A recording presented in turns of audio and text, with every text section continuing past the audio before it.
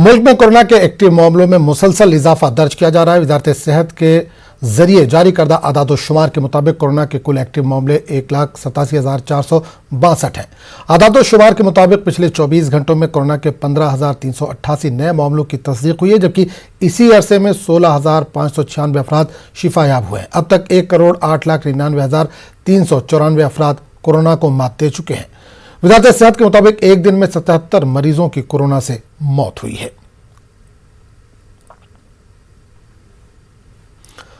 महाराष्ट्र में गुज़िश्ता एक हफ्ते के दौरान कोरोना के नए मामलों में मुसलसल इजाफा दर्ज किया जा रहा है। 8 मार्च को कोरोना के 8,700 से ज्यादा नए मामले दर्ज किए गए थे, जबकि 7 मार्च को 11,141 से ज्यादा मामले दर्ज किए गए थे। रियासती हुकूमत कोरोना के बढ़ते मामलों के देखते हुए गाइडलाइन पर अमल करने की आवाम से अपील कर रही है। इस बीच मुख्तलिफ शहरों में कोरोना के फैलाव को रोकने के लिए एहतियाती तौर पर लॉकडाउन भी लगाया जा रहा है। इसी फहरिस्त में नासिक और थाने का नाम भी शामिल हो गया है। नासिक में रात का कर्फ्यू, जबकि थाने म्यूनिसिपल कॉरपोरेशन ने लॉकडाउन लगा दिया है। कोरोना के बढ़ते असरात के पेश नजर थाने के 16 हॉटस्पॉट में लॉकडाउन लगा दिया गया है।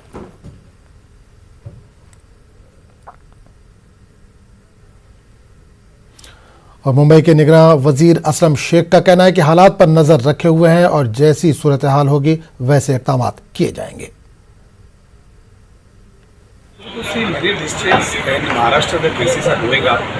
As well as in some districts the cases are also coming down. If you go to see Mumbai is definitely the cases are coming a bit higher. So there are possibilities.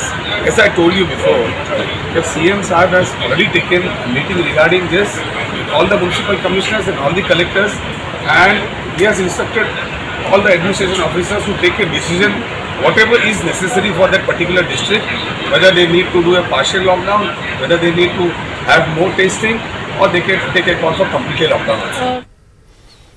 इस पूरे मामले पर बात करने के लिए हमारे साथ जुड़े खास मेहमान बीजेपी लीडर हैं जयप्रकाश ठाकुर और हमारे नुमाइंदे वसीम भी हमारे साथ जुड़े हैं। जयप्रकाश जी, आपका इस्तकबाल है न्यूज़ 18 उर्दू में। सबसे पहले आपसे सवाल करना चाहूंगा कि सरकार महाराष्ट्र की नाकाम कहां नजर आ रही कोरोना को लेकर?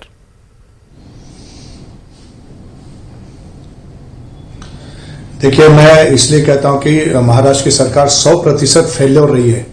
और आपने देखा कि 24 मार्च से जो 2020 से लॉकडाउन लगा, तब से लेके आज तक पूरे अगर हिंदुस्तान में आप देखेंगे तो हिंदुस्तान में सबसे ज्यादा पेशेंट कहीं है तो महाराष्ट्र में है, सबसे ज्यादा कैजुअलिटी डेथ रेट है तो महाराष्ट्र में है, सबसे ज्यादा हौच पौच है तो महाराष्ट्र में। तो महाराष्ट्र सरकार ने कोरोना कंट्रोल करने में 100% फेल्योर रही है, ऐसा मेरा मानना है।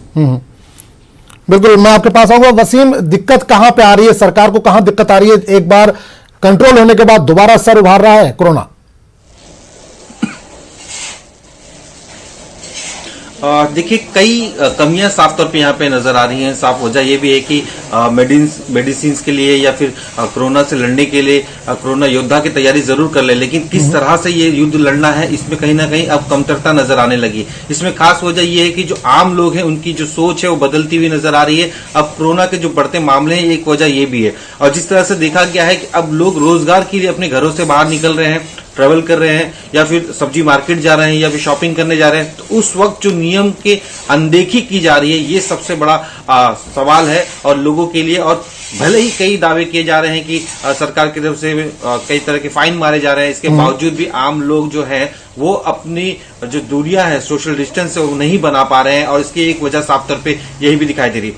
जिस तरह से हमने देखा पिछले कुछ दिनों में जो ट्रेन में भीड़ साफ तौर पे मुंबई में देखने मिल रही है, या उसकी वजह से भी काफी नंबर्स मुंबई में बढ़ रहे हैं। मुंबई के आसपास के जो इलाके हैं, थाने, जहां पे बाकायदा 31 मार्च तक कई इलाकों में वहां पे लॉकडाउन लगा दिया गया है। तो लोगों का सड़कों पर निकलना और अनदेखी करना, मास्क नहीं पहनना, ये एक बड़ी वजह साफ तौर पर यहाँ पे दिखाई दे रही है। यही चिंता मुख्यमंत्री उद्धव ठाकरे को सता रही है, जिसकी वजह से लगातार वो अधिकारियों से चर्चा कर रहे हैं और फौरन अपने इलाके में किसी भी तरह के निर्णय लेने का उन्हें छूट तक दे दी गई है। कुछ देर पहले जैसे अभी हमने हमारे चैनल पे दिखाया, असलम शेख जो मुंबई के पालक मंत्री है, उन्होंने कहा कि जो पब है, जो होटल्स है, वहां पे कई जगहों पे अनदेखी की जा रही है, उन पर अंकुश लगाने की जरूरत है। मुंबई में लगातार जिस तरह से नंबर्स कोरोना के बढ़ते जा रहे हैं, तो ये एक बड़ा सवाल है कि लोगों को अपील करने के बावजूद भी लोग अनदेखी कर रहे हैं, जिसकी साफ वजह यहाँ पे दिखाई दे रही है। सिर्फ मुंबई नहीं, मुंबई के आसपास के जो इलाके हैं, पुणे है, नासिक है, इन सब इलाकों में इसी तरह की परिस्थिति बनी हुई है। जी बिल्कुल जयप्रकाश जी,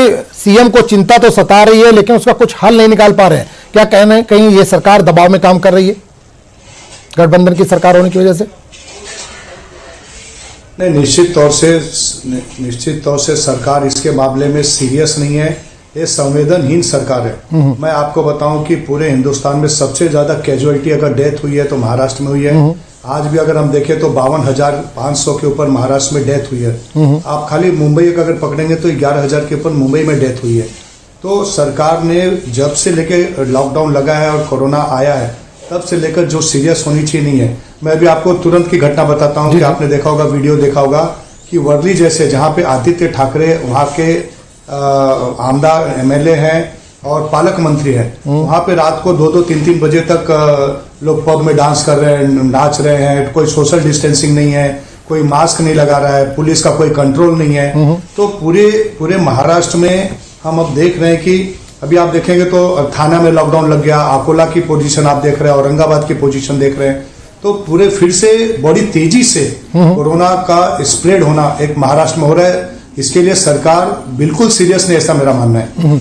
हमारे साथ कांग्रेस की तर्जुमान चित्रा भी इस वक्त जुड़ चुकी हैं। चित्रा जी, आपसे सवाल करना चाहेंगे कि बीजेपी लगातार इल्जाम लगा रही है कि सरकार महाराष्ट्र की वो सही ढंग से काम नहीं कर पा रही है कोरोना को लेकर। एक बार कंट्रोल होने के बाद दोबारा सर उठा रहा है कोरोना।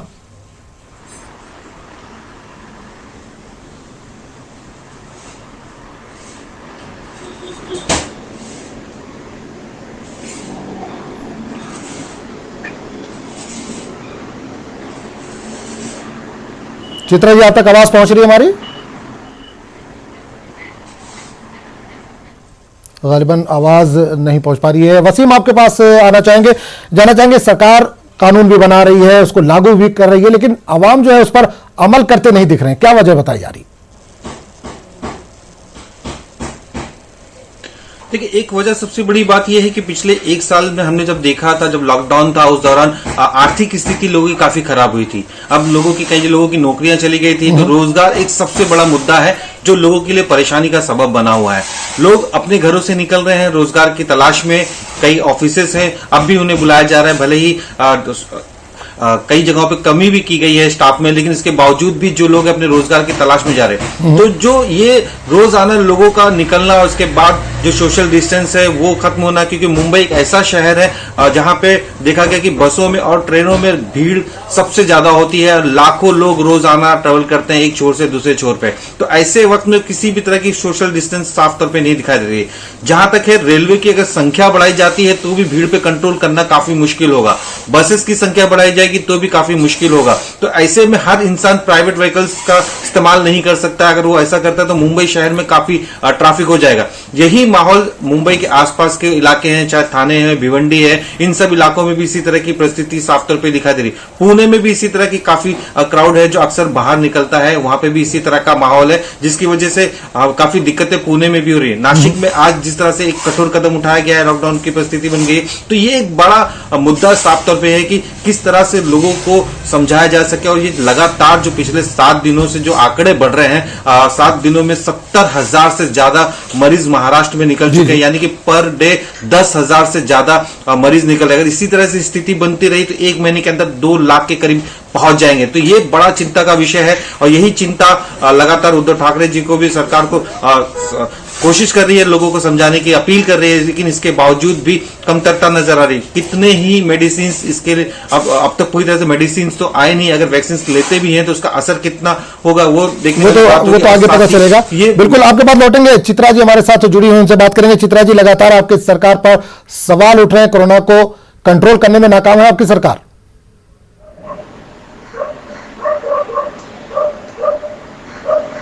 हेलो जी, लगातार इल्जाम लग रहा है कि कोरोना को कंट्रोल करने में आपकी सरकार नाकाम है।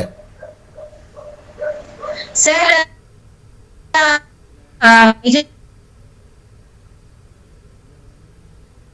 बात है, उनको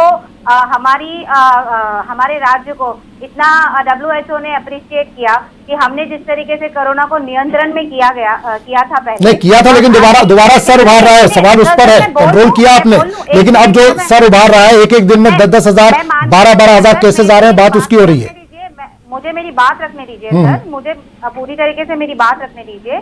कोरोना सिर्फ और सिर्फ महाराष्ट्र या मुंबई में ही वापस अपनी ये नहीं दिखा रहा है। जो देश जैसे न्यूजीलैंड हो गया या साउथ ईस्ट एशिया के जितने भी देश जिन्होंने अपने आप को कोरोना मुक्त घोषित किया था, वहां पे भी कोरोना की जो कहर है वो वापस से लौटी है, और उसको ही कंट्रोल करने के लिए वापस से स्ट्रिंजेंट मेजर्स जो हैं सारे देशों ने अपनाया है। तो कैसा है ना सर, ये जो आपदा है ये नेचुरल आपदा है, ये कोई मैन मेड डिजास्टर तो नहीं है, डिमोनेटाइजेशन या बाकी चीजों के की तरह। तो इस पैंडेमिक में हमें एक्सपेक्टेशन ये रहती है कि सब मिलके इस पैंडेमिक को कंट्रोल में करें, ना कि एक दूसरे के ऊपर लांछन लगाएं। हमारी सरकार ने जहां जहां कोरोना वापस अपना ये भयानक रूप दिखा रहा है, जैसे ठाणे हो गया या विदर्भ के कितने सारे क्षेत्र हैं, वहां पे इमीडिएटली तहसीलदार और कलेक्टर्स के को रिव्यू मीटिंग वगैरह लेके उन्होंने 144 लगाया भी है। तो जिस तरीके से बढ़ रहा है उस तरीके से स्ट्रिंजेंट मेजर्स भी लिए जा रहे हैं,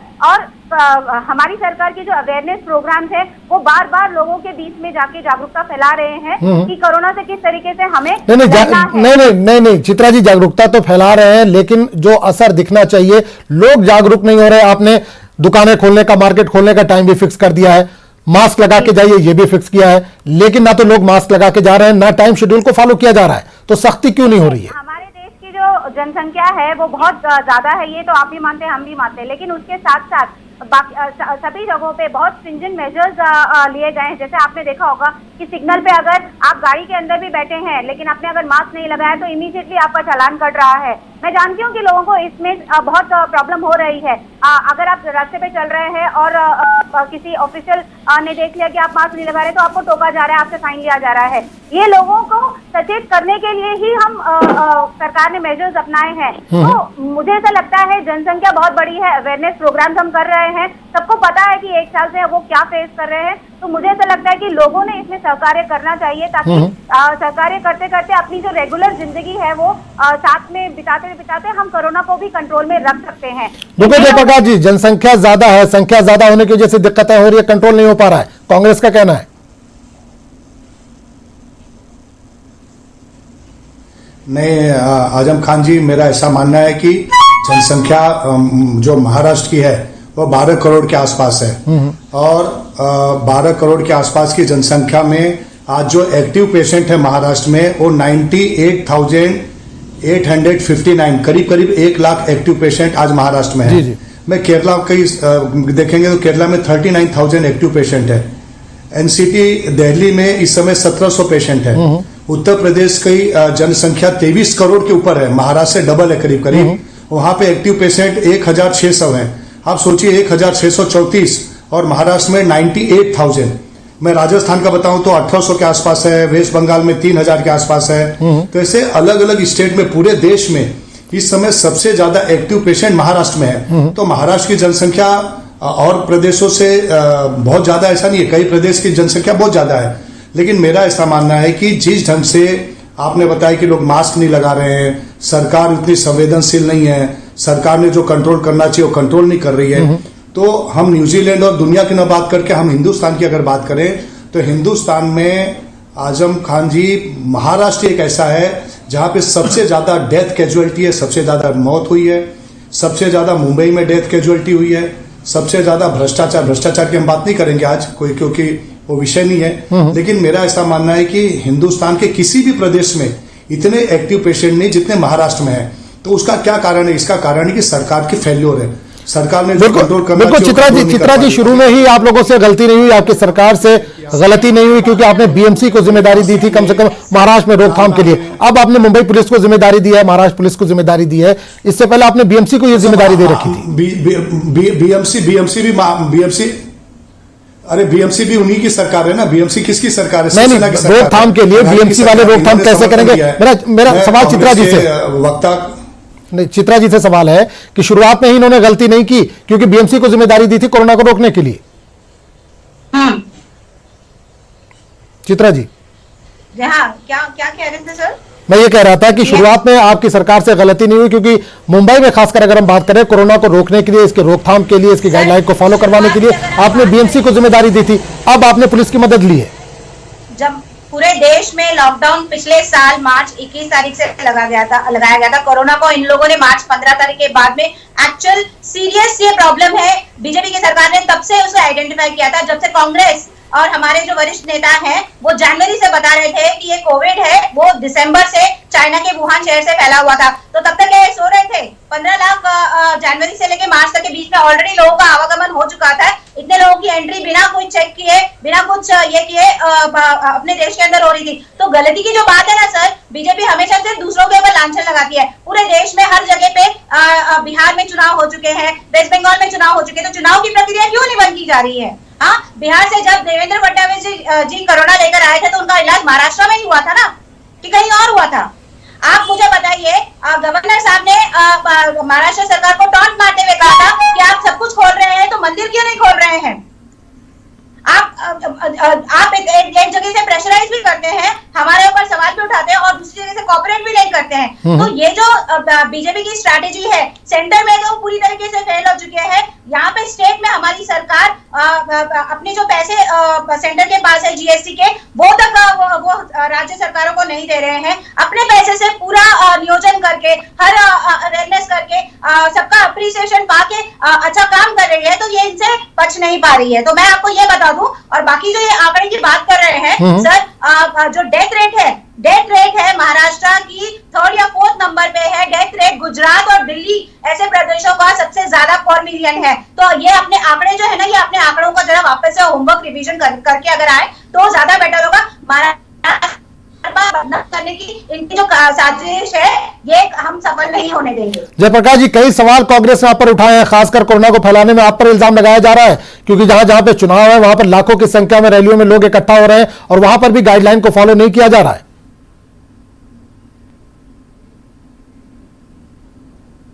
तो ये गाइडलाइन खाली बीजेपी फॉलोअप नहीं कर रही कि सभी लोग नहीं फॉलोअप कर रहे हैं, नंबर 1। नंबर 2, मैं चुनाव की चर्चा नहीं, हम इस समय महाराष्ट्र में कोरोना के पेशेंट बढ़ रहे हैं और यहाँ की सरकार फेल्योर हुई है, उस पर हम चर्चा आज कर रहे हैं। उन्होंने क्या बोला, मैडम ने मेरे को, क्योंकि बहुत फास्ट बोल रही थी इसके लिए मुझे बहुत बातें समझ में नहीं आई, और रहा डेथ टोल जो है वो गुजरात में और दिल्ली में ज्यादा है, उनका कहना है। होमवर्क करते हैं। मैं आपको आजम खान जी बोलिए। आपके पास, मेरे पास फिगर है ना, उनको बोलिए कि आरोग्य सेतु पे जाएं, अभी तुरंत देखें। मैं आपको अभी का फिगर बताता हूं ना, एनसीटी दिल्ली में 1700 पेशेंट एक्टिव है और केरला में 39,000 है, महाराष्ट्र में 98,000 है, यूपी में 1634। तो आरोग्य सेतु कोई गलत नहीं बताता है, सरकारी आंकड़ा है। और आप महाराष्ट्र का आंकड़ा देख लीजिए, मुंबई में आजम खान जी, कल मुंबई में 4 डेथ हुई है और महाराष्ट्र में 22 डेथ हुई है। 22 लोग कल मरे हैं हमारे महाराष्ट्र में, उनकी कैजुअलिटी हुई है। महाराष्ट्र सरकार को लगता ही नहीं, संवेदनशील ही नहीं है, इतनी कैजुअलिटी हो रही है उसके बारे में उनको चिंता नहीं है। मुंबई में के अंदर आज आप देखिए सबसे बड़ा क्योस क्या हुआ है मालूम है आजम खान जी? आप किसी भी कोविड सेंटर पे, अभी किसी वैक्सीनेशन सेंटर पे चलिए मेरे साथ, जहां पे हजारों लोगों की भीड़ लगी हुई है, 4-5 घंटे में लोगों के नंबर नहीं आ रहे, सीनियर सिटीजन बेचारे गिर रहे हैं, पढ़ रहे हैं। आप कोई भी एक वीडियो क्लिप उठा के देख लीजिए। तो जो अव्यवस्था महाराष्ट्र सरकार के पास है, वैसी अव्यवस्था पूरे देश में कहीं नहीं है। बिल्कुल चित्रा जी, जयप्रकाश जी जो आंकड़े बता रहे हैं, क्या उस पर कुछ कहना चाहेंगी? आरोग्य सेतु लेकर बैठे हुए हैं, वो ऐप ओपन करके बैठे हुए हैं। मैं ये कहना चाहूंगी कि महाराष्ट्र एक बहुत प्रगतिशील देश है और इसीलिए यहाँ पे अपनी जो दिनचर्या है और अपना पेट भरण पोषण करने के लिए लोगों ने वापस नॉर्मलसी को अपनाया है। कोरोना के रहते हुए भी लोग बेचारे मजबूर हो चुके हैं इस महंगाई की मार को झेलते हुए कि वो कहीं ना कहीं जाके अपना पेट भरने के लिए कोई ना कोई अपॉर्चुनिटी को। तो कैसा है सर कि सरकार संवेदनशील नहीं है। अगर ऐसा होता तो यूएस यूके जहाँ पे सेकेंड वेव भी आई है और वापस 1.5-2 महीने के लिए लॉकडाउन भी हुआ था, उससे कंपैरिजन में सर हमारी जो आज की सिचुएशन है ये बहुत बेहतर है। हाँ, हमें डेफिनेटली इम्प्रूव करने की जरूरत है। उसमें इनकी तरफ से क्या सहकार्य आ रहा है ये भी आप हमें बताएं। क्या ये अपने सेंटर की सरकार को बोलेंगे कि महाराष्ट्र को और अच्छी तरीके से और सक्षम कदम उठाने के लिए हमारा जो पैसा उन्होंने होल्ड अप करके रखा हुआ है वो वापस देंगे? हाँ, चंदा इकट्ठा करने के लिए सर इन्हीं के लोग जा रहे हैं ना यहाँ वहाँ। चंदा इकट्ठा करने की एक्टिविटी में तो कोई कमी नहीं आ रही है।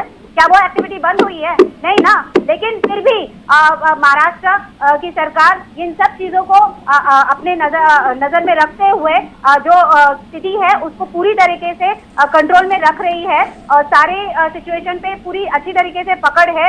हमारे हमारी आशा वर्कर्स, हमारे नर्सेस, हमारे डॉक्टर्स, हमारी पुलिस बहुत अच्छी तरीके से लोगों को सहकार्य कर रही है। और मुझे ऐसा लगता है इसमें बीजेपी ने खाली कीचड़ उछालने से बेटर है कि अगर सरकार को, केंद्र की सरकार को अपील करके हमारा पैसा वापस दिलवा सकते हैं तो वो पैसा हमारी सरकार और अच्छी तरीके से इस्तेमाल करने में ला सकती है। बिल्कुल बिल्कुल। चित्रा जी, एक सवाल यहाँ पर आपसे और करना चाहूंगा कि लगातार हम देख रहे हैं उद्धव ठाकरे ये कह रहे हैं कि हमको मिलकर कोरोना से लड़ना है, सबको मिलकर लड़ना है। क्या अपोजिशन से आप लोगों ने इस ताल्लुक से कभी बातचीत की, सर्वदलीय बैठक की आपने कि कोरोना को कैसे हटाया जाए, मिलजुल कर काम करेंगे? क्योंकि आपने बताया कि वैश्विक महामारी है तो इसको मिलजुल कर लड़ना है, तो क्या कभी अपोजिशन को साथ लेने की कोशिश की आपने?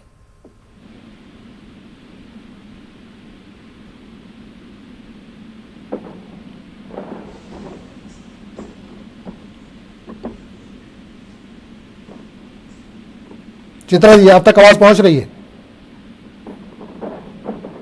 माफ कीजिएगा, क्या बोला आपने? मैंने ये कहा कि लगातार इल्जाम लगता रहा है कि उद्धव ठाकरे अपोजिशन से इस ताल्लुक से बात नहीं कर रहे हैं। क्या कभी आप लोगों ने कोशिश की कि अपोजिशन को इसमें जोड़ा जाए? वैश्विक महामारी आपने कहा, ये क्या अपोजिशन को साथ लेने की कोशिश की गई इस महामारी से निपटने के लिए?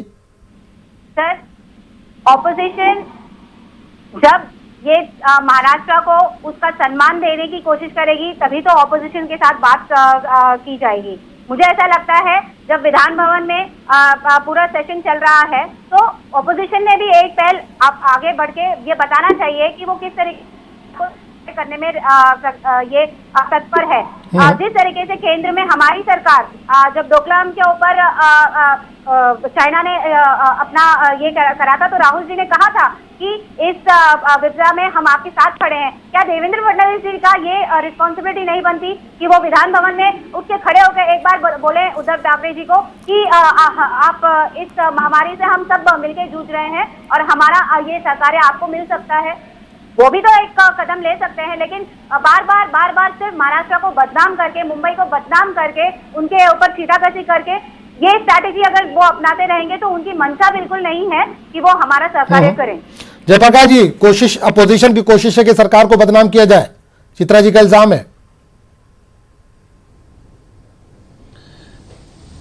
देखिए, मैं तो महाराष्ट्र में पैदा हुआ और मुझे इस बात का गर्व है कि मैं मुंबई में पैदा हुआ हूं और मुझे यहाँ के जो हेल्थ वर्कर है, यहाँ के पुलिस डिपार्टमेंट है, उन पे भी गर्व है जो अच्छा काम कर रहे हैं। सवाल अगर हम किसी के काम के ऊपर उठाते हैं तो हम महाराष्ट्र को बदनाम कर रहे हैं। ये जो फार्मूला कांग्रेस वालों ने और राष्ट्रवादी और शिवसेना ने चलाया ना, इसको थोड़ा बदले, क्योंकि किसी मुख्यमंत्री के ऊपर या सरकार पे टिप्पणी करना वह महाराष्ट्र को बदनाम करना नहीं होता है। महाराष्ट्र को बदनाम इन लोग कर रहे हैं जो लोगों ने, आप मेरे को सीधा उनसे एक फार्मूला मेरे को बताएं कि महाराष्ट्र में कितने एक्टिव पेशेंट है और पूरे देश में कितने एक्टिव पेशेंट, इतना मेरे को बता दें। मेरे पास फिगर पड़ा हुआ है यहाँ पे, कल का फिगर है मेरे पास कि महाराष्ट्र में कितने एक्टिव पेशेंट है, महाराष्ट्र में डेथ कितनी हुई है, मुंबई में कितनी डेथ हुई है और पूरे देश में कितनी डेथ हुई है और अलग प्रांतों में कितनी डेथ हुई है। सब जब महाराष्ट्र के ऊपर संकट आया, चाहे नरेंद्र मोदी जी हो चाहे देवेंद्र जी हो, देवेंद्र जी ने हर बार कहा है, मैडम ने शायद सुना नहीं होगा, उन्होंने कहा कि कोरोना में लड़ने के लिए देवेंद्र जी ने पूरी भारतीय जनता पार्टी सरकार के साथ खड़ी है। अब सरकार ने कितनी बार अपोजिशन के साथ मीटिंग की, उनको पूछ लीजिए। हमारे मुख्यमंत्री जी व्हाट्सएप पर या फेसबुक पर लाइव आते हैं और लोगों को सूचना देकर चले जाते हैं। मैं मानता हूं कि एक अपनी जान पे खेलकर, यहाँ के डॉक्टर जान पर खेलकर लोगों को बचाने का काम कर रहे हैं। प्लीज सरकार क्या कर रही है? और अगर हम सरकार को बोलते तो महाराष्ट्र को बदनाम कर रहे हो। आजम खान जी, मुझे गर्व है, मैं महाराष्ट्र में पैदा हुआ, छत्रपति शिवाजी महाराज की इस भूमि पर पैदा हुआ, मुझे इस बात का गर्व है। लेकिन मुझे इस बात का दुख है कि जब भी हम सरकार पर टिप्पणी करेंगे तो बोले महाराष्ट्र को बदनाम कर रहे हो। आप उनको पूछिए कि अमरावती की क्या पोजीशन है, थाने की क्या पोजीशन है, कोगला की क्या पोजीशन है, औरंगाबाद में की क्या पोजीशन है, नासिक की क्या पोजीशन है, जालना की क्या पोजीशन है। बिल्कुल, महाराष्ट्र में जिस तरह से एक एक शहर में लॉकडाउन बढ़ता जा रहा है, क्या माना जाए कि जल्द ही पूरे महाराष्ट्र में लॉकडाउन लग जाएगा? मंत्रालय में 5 पेशेंट मिले मंत्रालय में, तो मंत्रालय के ऊपर बोलेंगे तो बोले महाराष्ट्र को बदनाम कर रहे हैं। नहीं जयप्रकाश जी, मैं कह रहा हूं जिस तरह से अलग अलग शहरों में लगातार लॉकडाउन लगता जा रहा है, तो क्या ऐसा महसूस किया जा रहा है कि पूरे महाराष्ट्र में भी लॉकडाउन लग सकता है, हालात अगर ऐसे रहे? जो स्थिति आजम खान जी बन रही है, उस स्थिति में पूरे, मैंने जितने आपको स्टेट शहर गिनवाए, मैंने 10-12 शहर मेरे पास है जहाँ पे या तो नाइट कर्फ्यू चल रहा है या तो डे कर्फ्यू चल रहा है। थाने में अभी बंद किया गया, थाने पुणे में 11 बजे से शाम को 6 बजे तक बंद है, थाने में लॉकडाउन किया गया। तो जो विकराल स्थिति मुंबई की बनती जा रही, कल 4 कैजुअलिटी डेथ हुई है, तो मुझे तो डर लग रहा है कि ये सरकार मुंबई में भी लॉकडाउन नहीं करे। और आज लॉकडाउन करना कोई समस्या का समाधान नहीं है। वसीम एक सवाल, आखिरी सवाल आपसे करना चाहूंगा कि जिस तरह से पेशेंट बढ़ते जा रहे हैं कोरोना के, क्या लगता है सरकार पूरी तरह से तैयार है, अस्पताल तैयार है, पूरा इंतजामिया तैयार है?